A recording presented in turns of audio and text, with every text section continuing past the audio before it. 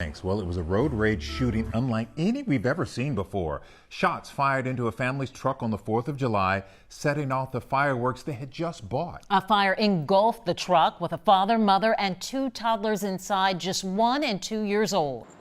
Yeah, this story is really heartbreaking, especially when you see the extent of these kids' injuries. This family's life was changed in only the matter of minutes, but tonight they're just grateful that they're all still alive.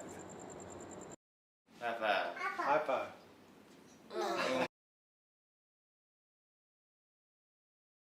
Woo! Okay.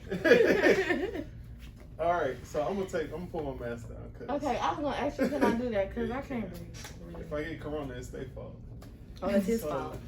I'm doing today I'm doing an interview with Jasmine about a story that went viral about her current boyfriend, right? Yes. His name Reginald? Yes. And her 2 children. And it's kind of, I don't want to call it crazy because that's a bad word to use.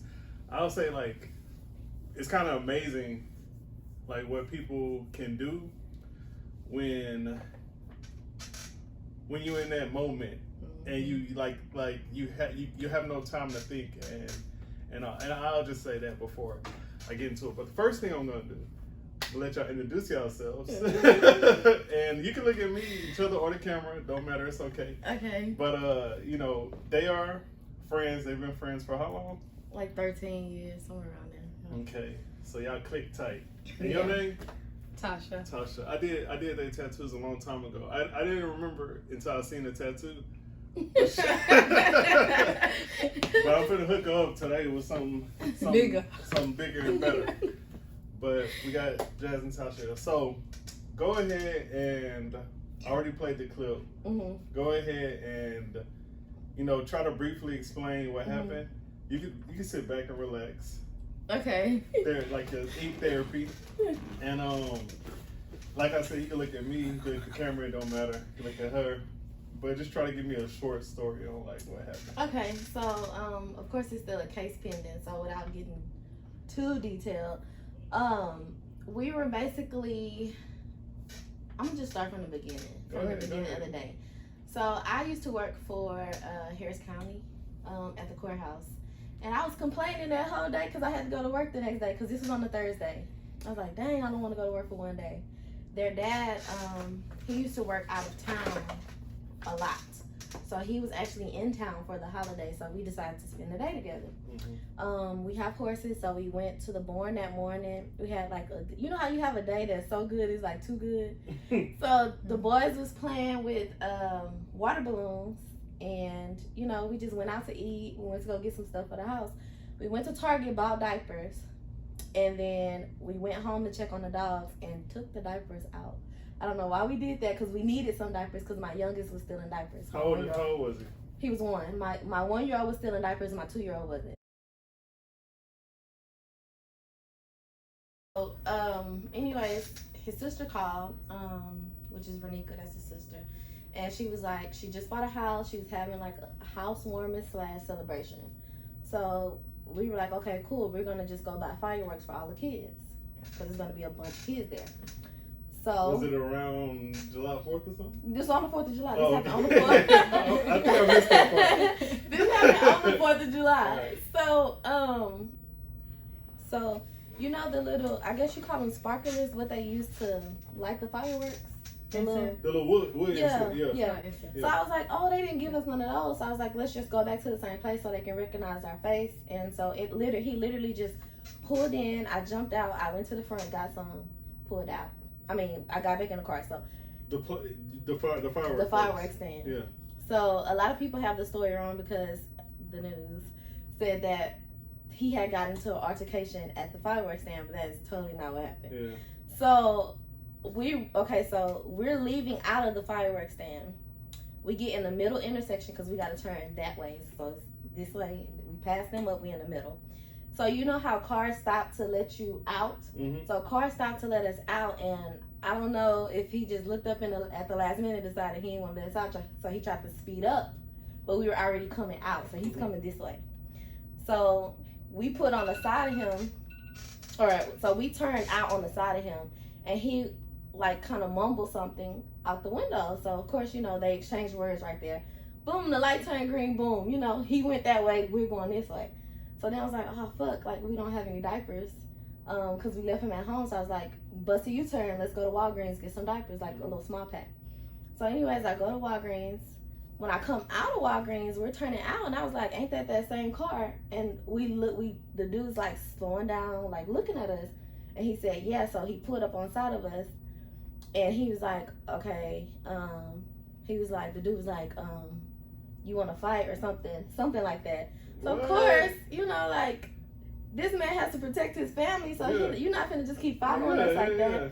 So anyway, you gotta say something aggressive, right? Get away from us, right? Because you came back. Like I was in Walgreens, I know, for a minute, because the line was long, of course, because it's the 4th of July, and I didn't know where the diapers were.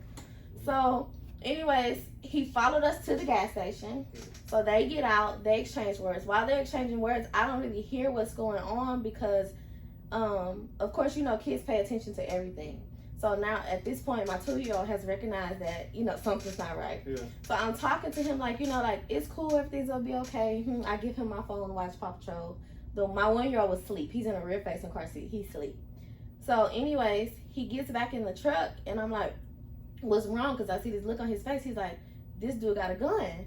And so he was backing up. So when he started backing up to get back in the truck, I heard him say, you got it, it's good. I got my kids in the car. I got my family. Like, you got it. Mm-hmm. You know, like, if you want to fight, we can fight, but this is just too far. You know, like. Yeah, you tripping. So anyways, you know, then we think it's cool. So we driving off, and you just heard boom. Like, while we're getting ready to turn onto the main street, you just heard the gunshot. And I went, ooh. He just shot one time? And, see, I don't know. Yeah. Because of the firecrackers. Once he shot, then all the fireworks went off. Mm-hmm.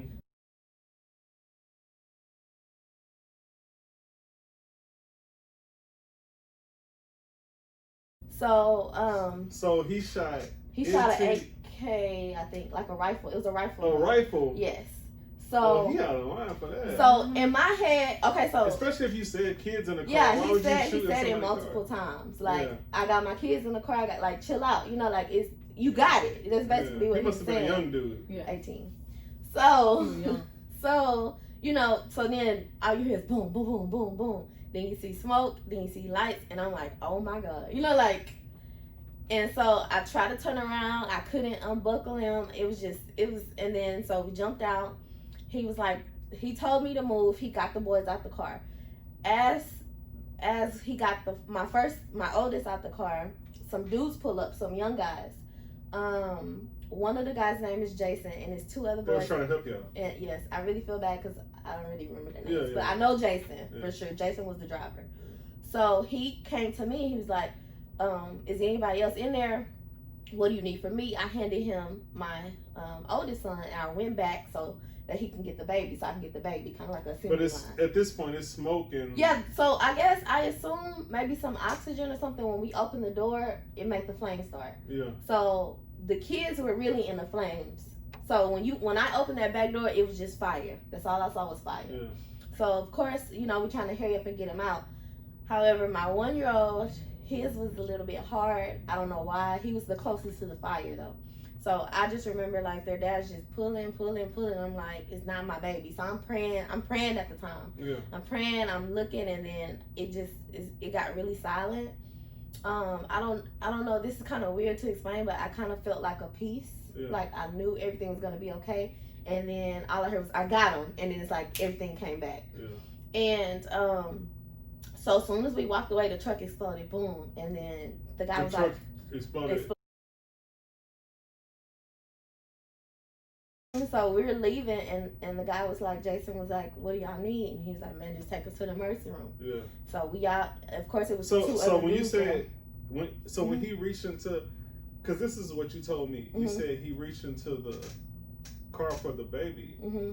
And he said he heard a voice or something. Yeah, that was his story. Yeah, he was. But you don't want to tell his story for him. No, I mean, I can. He said we both kind of maybe felt different things at At the the same time time. when you felt peace. Mm-hmm. Yeah. So he was saying that everything got quiet for him as well. Mm-hmm. And he just heard if you pull him from his straps, he'll come up, because he was pulling everything. Mm-hmm. At first, he tried to unbuckle the whole car seat, like he couldn't do it. Yeah, because it's too hot. He was trying to pull it, and it was just pieces of the car seat melting. Mm-hmm. So he said he heard, because he was still strapped in. Mm-hmm. So he said he heard if you pull him by his arms, he'll be free. Dang. Basically. So he pulled him, and he said, "I got him." Yeah. So of course I was praying, because Yeah. I was just standing there like, oh my gosh, you know. And so the dude, we all piled up in the car, and it's just like they skin melting off. My 2-year-old, he's screaming like, it burns, it burns. My baby's going in and out. Now I taught preschool for 4 years, took CPR, first aid, so I kind of know like we got to keep him up. So I was just like, we got to keep him up, we got to keep him up. So we kept shaking him, and he's just like, it's almost like we thought he was gonna die. Yeah, yeah. Because that's how bad it was. I'm sure his arms was tore up. Oh, his whole right side. Yeah. It was really bad.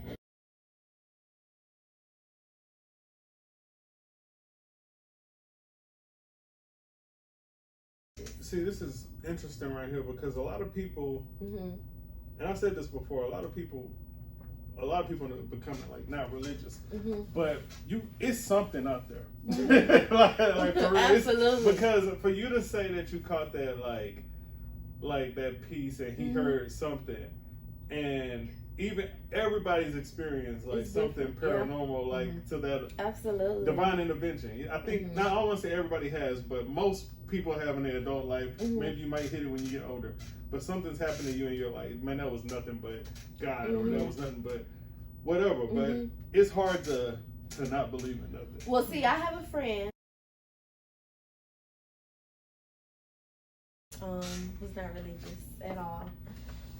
So You have a close friend that's not religious. Mhm. Okay. So interesting that you say that, because when by the time she figured out what happened, she came up there and she sat with me, and she was like, "Man, you must have bad luck." And I kind of looked there and I was like, "Well, I don't really feel like that, because even though the situation may look bad, I'm blessed. Mhm. Like, look how I walked out. Yeah, Did you see that video? Did you see the truck? Everybody made it. Yeah. Regardless of their circumstance right now or how it may look, I know it's not going to always be like Yeah, that. and then a bond is gonna be Mhm. your relationship is gonna be so much better. Because Like, it's not like burns. It's not like a gunshot wound. It's not like a broken bone. Like, it's not like you get surgery and then boom, you're done. This is something they have to deal with for the rest of their life. Like, they're still having surgeries, and it's been a year. Mm-hmm. Actually, they have another one coming up next month. So it's like, it's not nothing that ends really fast. It's just, it's forever. So I was telling her, like, I don't feel. She's like, well, then she kind of asked the question, like, well, do you still believe in God after all this happened? And I'm like, absolutely, because if it wasn't Even for more. God, Yeah. I wouldn't be here. Yeah, That car even more. exploded. In his truck, the passenger seatbelt always jammed. So I'm like, what if the seatbelt jammed and I couldn't get out? Like, you know, you start thinking about Just all little these things what like that, yeah. and I'm like, if anything, this has brought me even closer. You know what I'm saying? Definitely, But you know, everybody has their own journey, so I never judge her. Yeah. But anytime I get the opportunity to speak on God, That's the I right do. thing to do, Mhm. because we live in this society. Judging people is like the norm, Mhm. you know, and like over time I had to, you know, check myself on judging people so much, but we gotta accept each other. Mhm. I read but I read a book that turned into a movie, and it Mhm. was called The Learning Tree. And Oh yeah, he has good books. and he was his book just made me feel like, man, I gotta do something. He inspired me to do something about judging people. So I wrote a script called Coel's Diary, and I think I wrote a book. Yeah, it's a book too. It's a novel. Mhm. So I'm just thinking about what you said. We really gotta accept people because people think that their way is the right way, and there's no other way to do it. Mhm. And sometimes when you do accept what people do, they don't really learn to appreciate it, Mhm. that you're accepting what they're doing. Mhm.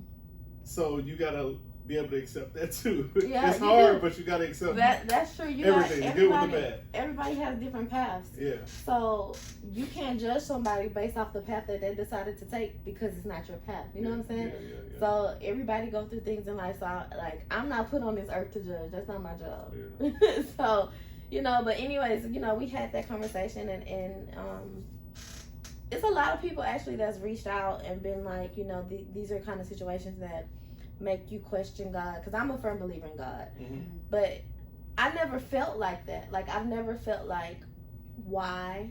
I still kind of feel like maybe for Reginald, he's kind of found his purpose in the accident. The kids, I don't know. But for me, I'm still kind of maybe trying to figure out purpose. Mm-hmm. But I don't feel like I'm angry for it happening. That's normal. That ain't changing. Everybody looking for their purpose. Mm-hmm. But I think as far as the whole idea of getting into that is another conversation. Yeah. Yeah. But I do want to ask you this. You said I took something you said the wrong way, which is why I responded, and I was like, yeah, and I'm pretty sure it made y'all bond even better, like as a family. So in that aspect, like gratitude, you know what I'm saying, like appreciating things. Did that hit different at home? Let me tell you. So they were in the hospital. They were in ICU for a month. After a month, they were outpatient, but we were there every day, all day. Yeah. So they had to learn how to walk again. When I got them, when they came from ICU, they were kind of like newborns all over, and they couldn't sit up on their own. They couldn't do anything really. So watching them relearn how to walk. Well, I wouldn't necessarily say relearn, but they got burned on the bottom of their feet, so it was very painful. And then they have to gain strength because they've been laying in this bed for a month. Looking at the pain in their eyes, watching that, it gives you, and to see how they are now, it's just like, man, like you really take for granted the little things. Because you see how easy you can make a fist?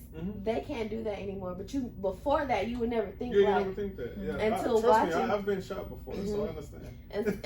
And so watching my kids, even though they still can't fully make a fist, to watch them evolve, kind of. I always reflect back to the days when we were in the hospital. When we first got home, made it back to Houston. When I say home, I mean Houston.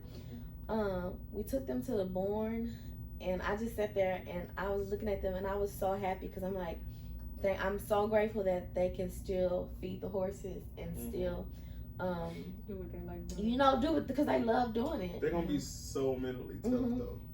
Like growing up, they're gonna be because for one, it's no entitlement, but for two, it's like the kids who have a reason to be doing something, even adults, anybody who got a why. If your why is big, it's always be more mentally tough than that's them. true. And they're so like, it's just literally like watching them eat by themselves, watching them play together, watching them bond, because they didn't see each other for a whole month. And they're so close in age. They're like 15 months apart. So they're really close. And my 2-year-old Messiah, he's so protective. Well, he's 3 now, but he's so protective over everybody. And he will always ask about his brother, always ask about his dad. And my 1-year-old, he didn't talk. He had no reaction the whole time he was in the hospital. And so we had one amazing nurse. She worked overtime just to have the night shift with him consecutive days. She real. Because she was the only one who ever got a reaction out Shout of him. out if you watching this. Granny Jenny, she knows. Shout out to you. But she, and then we had another doctor, Dr. Jean, who was amazing. But the day we got him home from the hospital, that very first day, he got in the car and he was like, "Oh, trees," and he was talking and he started singing Baby Shark, and he was doing all these things that he wasn't doing. And it was just like, that was like the happiest day of my life, because it was just like, I was so scared. Like, I thought maybe he had went into a shock, and it was something that he was just stuck in and not coming out of, because we couldn't get him to laugh, we couldn't get him like to do nothing. But it's like, as soon as he got back with his brother, he was good. So mentally, like for their mental health, I guess since it happened so young, it won't be that big of a deal. Or are you seeing something? My Messiah, my oldest, he remembers everything. He knows what happened, and I'm pretty sure some of that is from him hearing us talk about it, but he remembered. Yeah. But what's so amazing about Shriners is everything that you need is right there. So they have a psych that they go to. They have everything. Like everything they can possibly need is in that one hospital. All right. So I recently did a interview with the mother of Malia, and one thing I noticed was, and this is just my opinion, just reading people and stuff like that, like my relationship with my mom, it feels like that, because I wasn't raised by my mom. It feels like we're disconnected and we don't have that bond of a mother and a child. And I kind of got that vibe from her with her relationship with her kid. Like, no offense to like my mom or her, but I didn't feel that like motherly bond between them. And it reminded me of my mom. Like it's like a disconnect. And I think that people couldn't identify with that, so they took it the wrong way. And I think they looked at her like a criminal or a bad person just because she didn't grieve the way that they wanted her to grieve or something like that. But with you, I see something like completely different. so I feel like I'm reading it as like you like how you said about the blessing. You appreciate it happening the way it did, and that's not going to stray you away from nothing because you loved your child so much. Oh my God! You didn't want, Let me tell you, like the knuckleheads. I love my kids. Yeah.